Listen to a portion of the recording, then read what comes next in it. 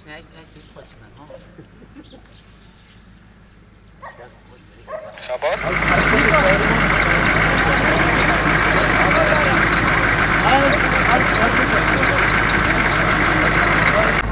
بری بریا نا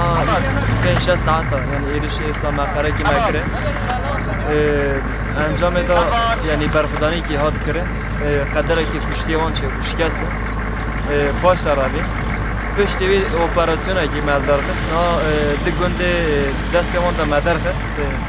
یعنی همراه کی وقت کشمه داشته و همر جی ناوان دا بود مج ناوان دا خست روش اولا کشتی باشه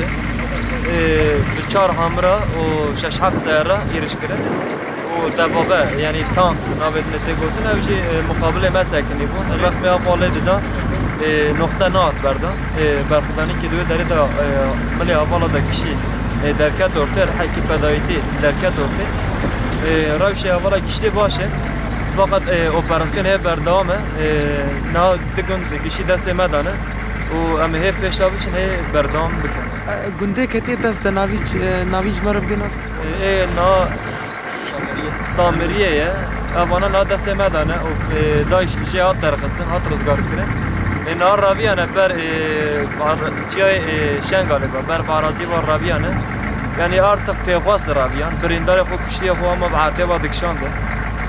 قدره که قایبه وانچه راو شبسا کشتی باشه نا یعنی هم کشتی بش نبین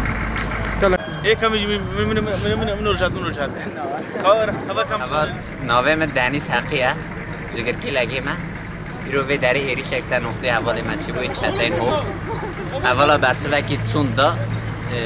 انجام دا چطر روی همرکی اونا کته دست 4-7 جوان هات نکشتن دا برخودانه که قهرمانی هات مشانده او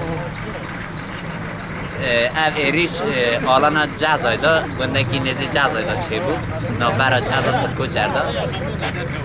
او برخودانیا به همپا ها دای مشاندن که هیچ